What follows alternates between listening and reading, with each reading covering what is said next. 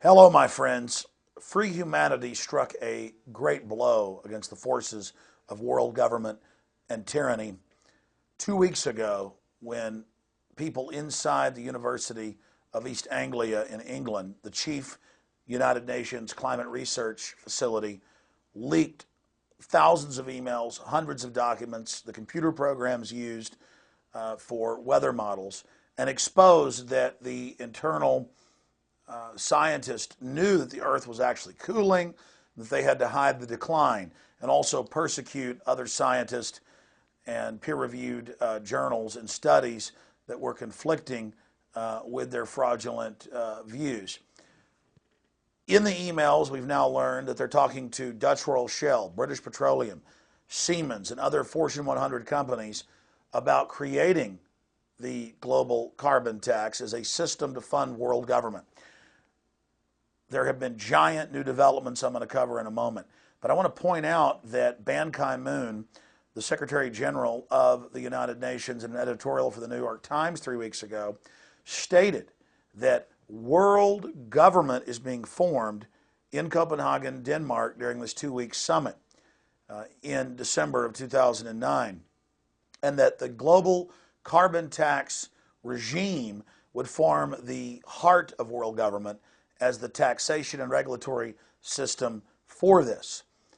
And so I think it's important today in this update to go over exactly what is in the treaty, and also a communique leaked yesterday, December 8th, and was first published in the London Guardian, titled "Copenhagen Climate Summit in Disarray After Danish Text Leak. Developing countries react furiously to leaked draft agreement that would hand more power to rich nations, sideline the UN's negotiating role, and abandon the Kyoto Protocol." I also want to go over the treaty itself, the Framework Convention on Climate Change, all 200 pages here. When you listen to the new head of the European Union, he openly states that world government is being established. When you listen to Al Gore, he speaks of global governance built around the Copenhagen Treaty. When you listen to Ban Ki-moon, he states the same thing. There's no more any room for denial. World government has arrived. World government is here. It is unelected, it is tyrannical, and it wishes to control the planet through an iron grip on resources. But here is the big development.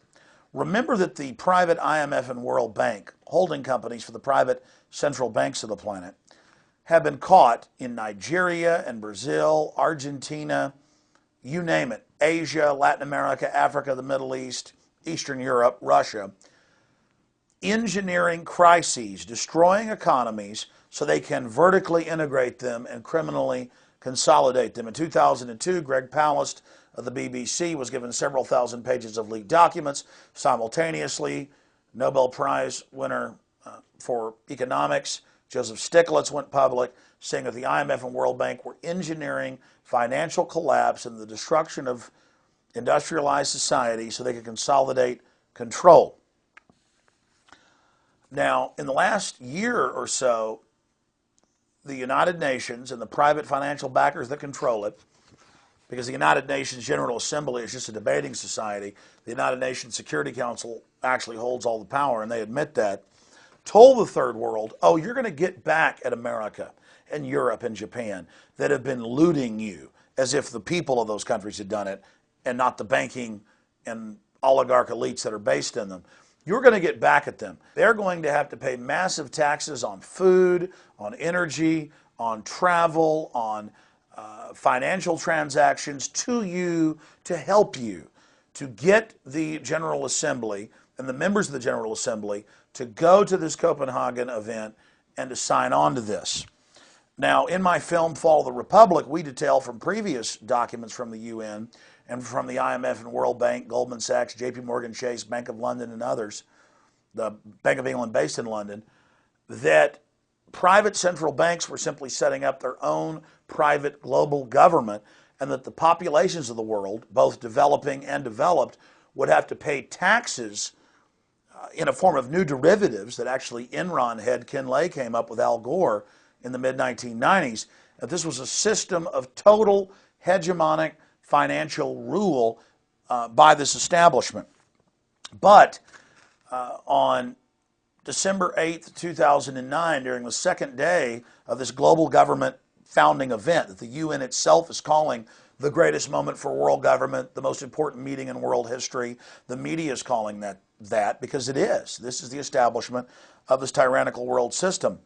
When you read the latest leaked communique that is an addendum to the treaty itself, which openly establishes hundreds of new taxes, 700 new bureaucracy, 700 plus, you learn in this draft copy that was not for public distribution, and I'm reading from the London Guardian, Copenhagen climate summit in disarray after Danish text link. Developing countries react furiously to leaked draft agreement that would hand more power to rich nations, sideline the UN's negotiating role, and abandon the Kyoto Protocol. Reading from the Guardian, and they have a link to the text of the secret document. The document is also being interpreted by developing countries as setting unequal limits on per capita carbon emissions for developed and developing countries. That's what the eugenicists have always planned. That is what they have always stated, that this is really a way to freeze development in the third and developing world so that these countries can be vassals of the larger global private corporate imperium. And it continues, meaning that people in rich countries would be permitted to emit nearly twice as much under the proposals. And it goes further and states that the UN is just a front company and will have no power. See, the third world thinks they control the UN because they're in the General Assembly. And that the IMF, World Bank, and other private corporations will actually control the global system and issue the credits. Force developing countries to agree to specific emission cuts and measures that were not part of the original UN agreement. So it is a classic bait and switch. That is from the London Guardian today. You can link through by clicking. We also have this up on Infowars.com and PrisonPlanet.com and read the secret treaty for yourself. But when you read the official Framework Convention on Climate Change, when you read the nearly 200 pages, it states a 2% tax on all nations of the planet, and once nations have signed on, they cannot remove themselves voluntarily. They have to have a unanimous vote by the other members to allow them to leave.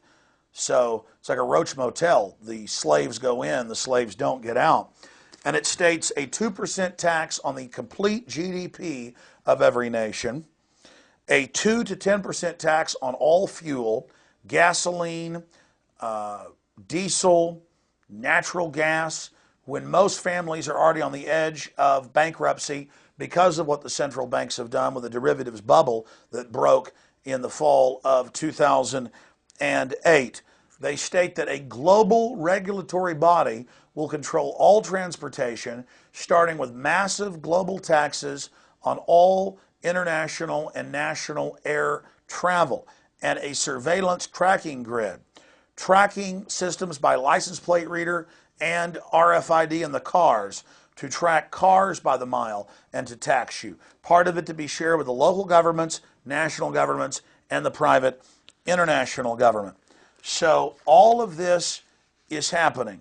All of this is in the legislation. And remember, this treaty until a month ago was secret. They wouldn't issue it to the public, but it was leaked, and they confirmed this is their treaty. A new version of the treaty came out, and it's even worse. I discussed that yesterday on the radio for a full hour with Lord Christopher Monckton, who's been one of the main people exposing this in the last 20 years.